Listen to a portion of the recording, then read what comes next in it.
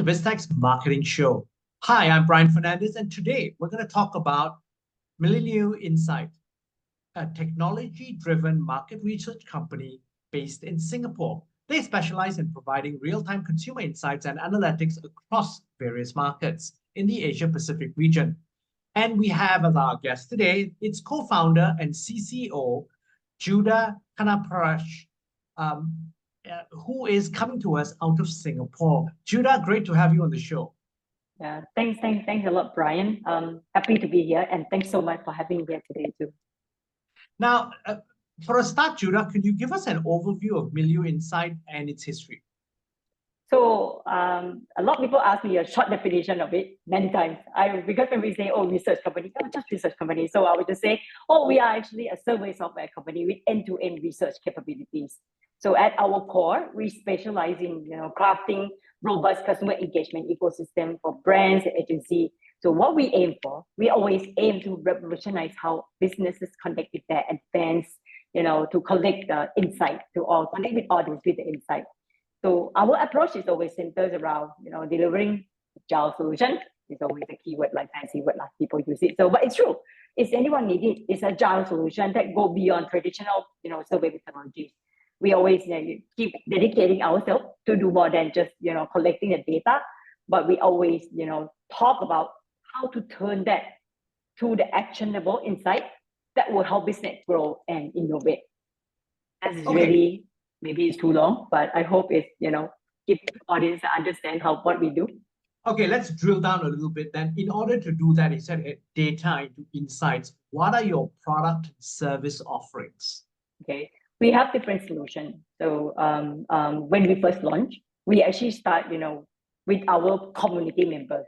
We have over 2 million communities, members that join our app that we call Milieu Surveys in Southeast Asia. So what do we do? Not only just we send a survey for them to actually answer the feedback, collecting the feedback for us, but we also asking them whether who they are, how they behave, how they engage to the sector, how they actually exposure to the media. So with all this information, we gather and segment it until we have the product called Portrait.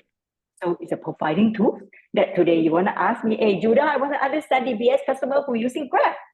I can pull out the data in Singapore for you right away. So you don't have to do the research. So you don't have to wait a month, to get that. Now, when it comes to when I share this data to client, the client say, hey, Juda, Portrait, I know that my client, I know my audience, but I want to send a survey to them, these people, DBS customer using Grab, whether they will opt into my new concept or not. So I will just send a survey to these people based on the requirement of the client. So it becomes another solution for us, which is called study. Now, not just that, because we have an expert. We are the expert in the research field. So we're doing definitely from end to end, but the clients have the need more than what we have. So we develop another solution, what we call Canvas. It's now become a DIY platform that the client don't have to wait for us to do the survey for them. They can engage their own community. Instead of using our community, they can actually collect the feedback from their own sample. Okay, can I ask you, can I stop you here? Because that's very interesting, Juha. Juda, can you tell us, in that self-service sort of model, right? How do you charge them? Well, I really don't want to say it, but but I can say it. So it's a subscription service. Okay. So so meaning that it will be packaged differently based on number of seats that the client would like to have ownership for, and also the number of responses that they would like to collect in a year. So this is research as a service. Exactly. But okay, interesting. So that's quite different from then the traditional research model, where if I want to find out about certain insights, I've got to commission a market research company to then take a particular sample size, and then basically you run the research, give us the insights. Exactly. This one I can run scenarios on my own. Exactly. You don't have to wait for us. A lot of clients actually have, the research team They're actually a powerful user. They want to do it their own. They don't want to wait for agency. And I know maybe they even think that some people are really even better than us. They know that actually what they can do. So if they have a good tool, they can run the survey, collect the data, doing the report, deliver the insight to the business fast. That's very interesting. Now, tell us about some of your clients then. What are some of your key clients in the region? So I would say in the different countries because we have a present in 6 markets in Southeast Asia. So Singapore, Thailand, Vietnam, Philippines, Indo, and Malaysia. So in Singapore, we work a lot with the government agencies. At the same time, we also work with a lot the FMCG, PR, journalism, as well as in the finance and insurance sector as well. So in other markets, we're quite strong in retail also, in the retail space. We were talking about, like in Thailand, we work with like top 3 hypermarket in Thailand, naming as like Lotus, Biztech, or even like Top as well. So similar to other markets, that we're quite strong in the FMCG and the retail as well. Okay. Now, interesting. I want to zoom in on an interesting client that we spoke about that you have, which is the FemTech Association of Asia. Now, FemTech is something really new. Tell us about that first. Define FemTech, and then tell us about how your partnership with the FemTech Association came about. Before I answer that, I ask you first, what do you define as a FemTech when you hear at first time?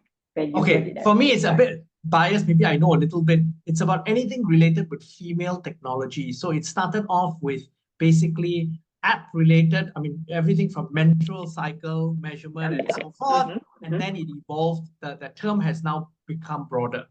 Yeah, yes, I at first was thinking like that too. But surprisingly, when we actually asked the respondent, we conduct a study, as you know, that we will partner with the FemTech for conduct a landscape of the Southeast Asia FemTech industry, right? So the insight that came out is quite interesting.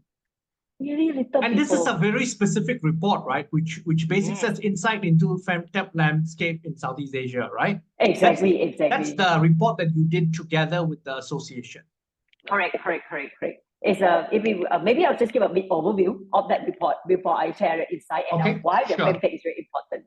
So this report is actually being conducted. Actually, we started last year. We did a small study across Southeast Asia. Then FemTech would just reach out to us. Lindsay Davis, who is the founder and the whole team, actually would like to understand more. So when we're looking at the data, when we look at their objective and goals that what they want to do, our team really eager to want to support because it's really empowering women in the region. So that's why this report is conducting among 6,000 female across Southeast Asia in the 6 markets. Each market we have 1,000 female, 18 years old plus and above. Okay, so across all these report, we cover a lot of the topics, including awareness of the FemTech word. Okay. The usage and the habit of the FemTech product, which surprisingly little people know FemTech words, but they are using the product. They don't even know those products they are using are actually FemTech products. So this is interesting. A lot of education needed. So, and it's not only happened for a particular market, it's across in Southeast Asia, meaning that we need to actually, empower people, educating people to learn more about what they need, what they require, and what is important to them, especially for women's health. Yeah. So, just now, go back to your question. What is FemTech? It's a short word. Then how about the report key findings? What were the key findings that you got out of the report? I would say that similar to how I shared during the event 2 weeks ago. So to me, the report is quite long. It's 41 questions. As I mentioned, cover a lot of awareness, usage, and even like understanding of user, or even like the issue in women health. So it's quite long. The key highlight, it become like this market potential is so huge. Based on our finding, the market size of this FemTech is 6 billion among current users. Not to talk about like those people that not yet use it, but intend to use it. So this is $6 billion US dollars. Exactly. Okay. Yeah. So to me, this is really something that maybe people not really think of. That's why this partnership, when we do this, deciding to do this report, is going to be more of groundbreaking to understand the market. So giving the founders, giving the entrepreneur, giving the policymaker to start thinking of driving the change for the women health. So further on the key one more of the key insight. I'm talking about a huge opportunity. One of the insight I found so that we see in the report is that the market entry is not easy. In each market, right? Cultural different, perception different. About women health. Like giving example, when you want to talk about women health, sorry, maybe about how sexual dissatisfaction. There is no space to talk. They feel shame, which is really important in life also. So this is something that in each market, if the entrepreneur or the founders or investor want to go in, they need to understand all these behavior, all these perception, and all this stigmatism among each female in the market. So to me, it's not easy, but it can be solved. The third insight that is really neat also, although the market has potential, and I already say that it's really not people aware, meaning that we need a lot of help. We need a lot of collaboration from an institute, clinician, doctor or medical practitioner to help promote and make the collaboration or do the partnership. So this FemTech or the industry can grow even better. So these will be the top 3 key highlights that I would like to identify. Now that's quite fascinating because, as you said and correctly pointed out, the awareness of even the word FemTech is very, very low. And I think that's a lot more needs to be done there. But now zooming out a little bit, you're in a market research industry. What are some of the key trends that you're seeing in 2024 and beyond in market research? Based on the industry itself, it's shifting a lot. Not just only it's starting from, I would have to say, it's starting from the COVID pandemic. Okay. Right? Traditional methodology is not possible at all. People cannot talking face to face, even you want to do intercept interview, as in that you go asking people on the street, it's hard because it's about the COVID, the pandemic is there. So people, even brands, start shifting their decision, methodology, how to collect the insight to go more online. Now, that start being more and more in market research. Not just only that, before they can feel like, oh, I can wait for the data. I can wait for, the result to come in next 2 months. But now, no more. Every business going with the technology, with the AI that are coming in, it's changing quite a lot. So people need the insight faster. Now the online is another solution. But even in the online itself, is there any solution to get the data or interpret the data even better? So now I just mentioned AI come to play. So to me, in the market research, it's shifting a lot. We starting from methodology itself, approach how to do it, how to collect the sample, and even how to interpret the data. Okay, so in that space then, what are Milieu Insight's future plans in this area, and how are you going to innovate to stay ahead of the competition? That's a tough question. Is that, if I tell you now, I won't be, set apart myself to other companies. So I maybe just give a bit of maybe kind of sneak peek. We are on the brink of the launching, groundbreaking new features. This one, sorry? We are on the brink of launching groundbreaking new features. Okay. Yeah, and that will revolutionize how our clients are you able to share some of these groundbreaking new features? Wow, I'm about to explain to it. Okay. So with our updated platform, clients can now seamlessly, kind of execute their research project and get directly with their community, all within single integrated environment. Last time when you do the research, you have to go one here platform, to talk to that. Now you don't need. Using our platform, you can start from drafting the survey until getting the report as in PowerPoint version right away. So you don't need to get out of the platform. You can get the data from one single view. to stay for the as you asked me how to stay in forefront, innovation is super important. To me, it's really it's a core at what we do. We keep innovate. What is the industry is the pain point of the industry is. We want to solve it. We want to make it better. We want to make researcher life better. We want to make the brand can make decision even faster. So to me, it's the key of how we can stay the head of the other people.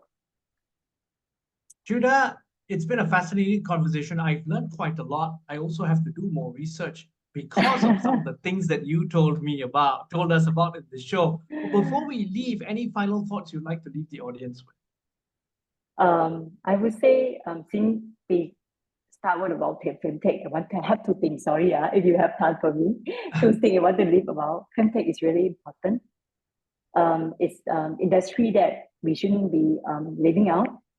It's about women health, and a lot of women in this world is still need help to get them to understand how important that they can own and control how they manage their own health too. So I would like that if anyone, as a woman, if you are one, please support them.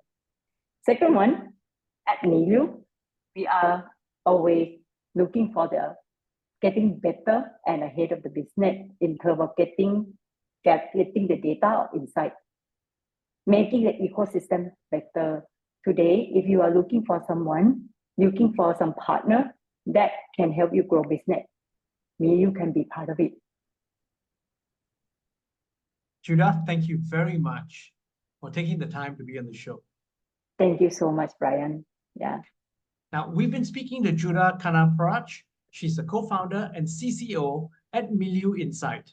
I'm Brian Fernandez, and you've been watching and listening to Biztech's marketing show. This interview will be on our website, www.biztech.asia, as well as our syndication partners, TV stations, radio stations, and websites.